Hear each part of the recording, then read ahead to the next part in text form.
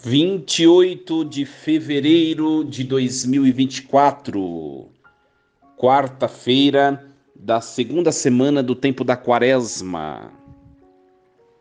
Em nome do Pai, do Filho e do Espírito Santo. Amém. Meus queridos filhos e filhas, muito bom dia. Louvado seja Deus nessa quarta-feira. Nos encontrarmos para meditarmos a palavra do Senhor. Nós vamos hoje acompanhar o texto de Jeremias, capítulo 18, versículos do 18 ao 20.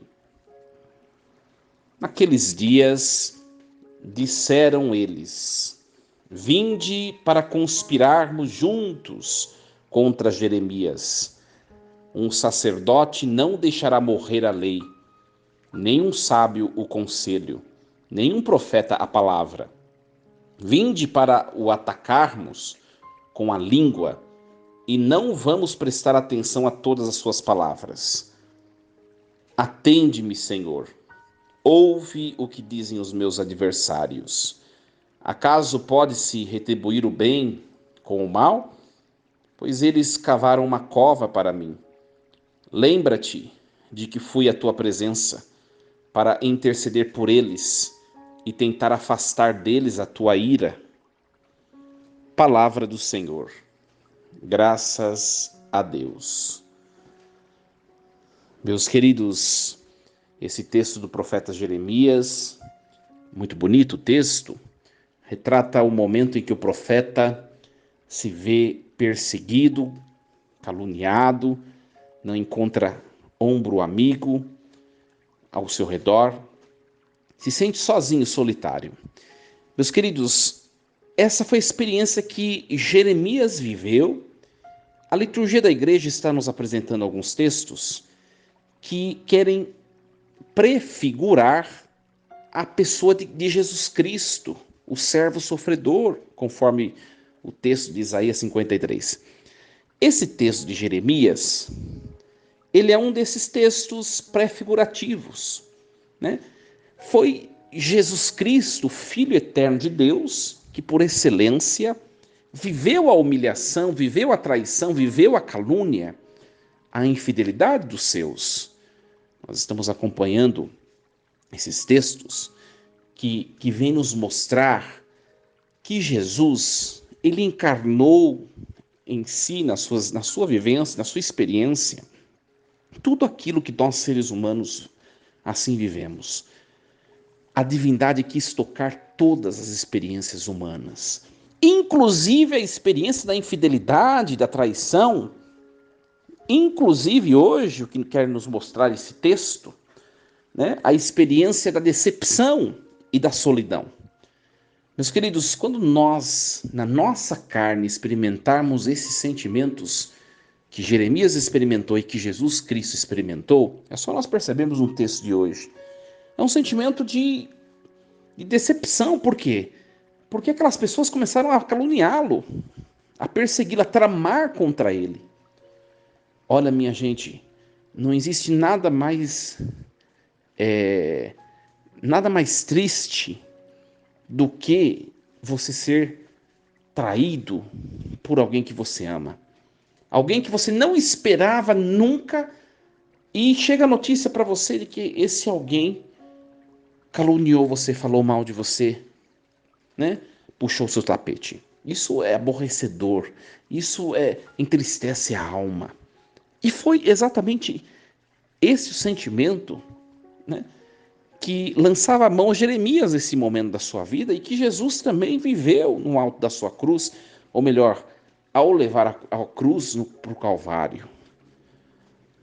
Nós precisamos, minha gente, estar dispostos a experimentarmos, hora ou outra, tudo aquilo que experimentou o nosso Mestre Jesus, né? Por isso que eu sempre digo, nós precisamos estar prontos para receber sempre a desilusão, a decepção e o pior dos seres humanos. Como também as pessoas não precisam nos colocar lá em cima e esperar de nós somente atos de benevolência. Porque nós também frustramos, nós também decepcionamos, nós muitas vezes machucamos os outros, né? Aliás, minha gente, abre um parênteses aqui, tem gente que é muito melindrosa, né? Só a pessoa é machucada, é ferida, só a pessoa é perseguida, só a pessoa só os outros que fazem mal a ela. Mas você vai olhar a vida da pessoa, a pessoa também vive cometendo atentados, né? E machucando os outros por aí. E não reconhece, né? Mas fecha parênteses, né?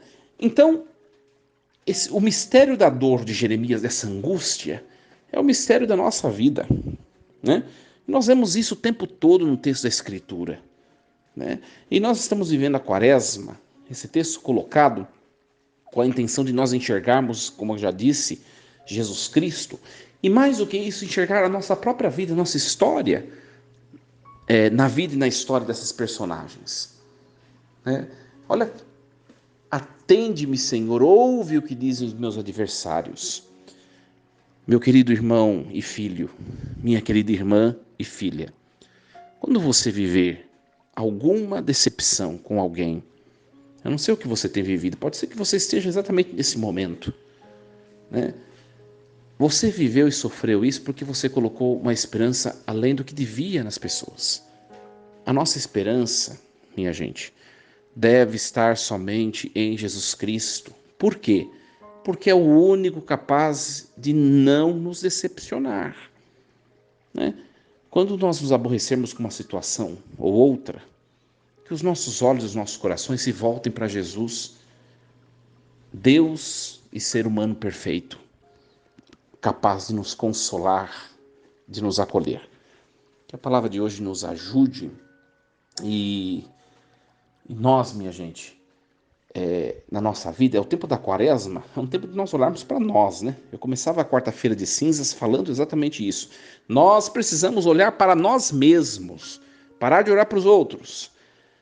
Será que nós não estamos fazendo com alguém isso daqui que fizeram com Jeremias? Trair, passar a perna, falar mal, fofocar, né? Caluniar, falar mentiras, perseguir, ter inveja, invejar, por ter inveja acabar prejudicando a pessoa. Será que nós não somos estes? O tempo da Quaresma é um tempo de nós refletirmos isso. Porque às vezes nós estamos sendo pessoas pessoas tão maus, pessoas más, e nós não percebemos mais. A iniquidade vai fechando nossos olhos e nós perdemos a capacidade de perceber que a gente está na maldade.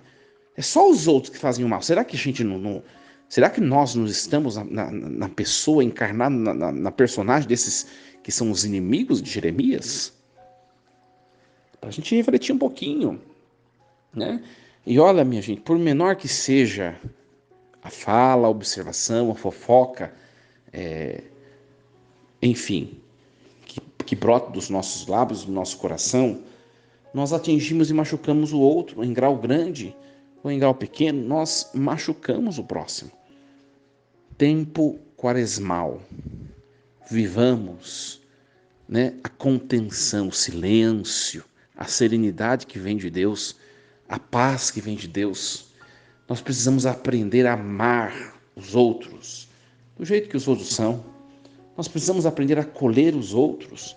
Nós precisamos aprender que o outro não é um concorrente, que o outro é um irmão que precisa do nosso acalento. Que Deus me ajude e que Deus o ajude, a ajude nesse dia. Força e coragem. Em nome do Pai, do Filho e do Espírito Santo. Amém. E lembremos-nos sempre, Deus está no comando de tudo.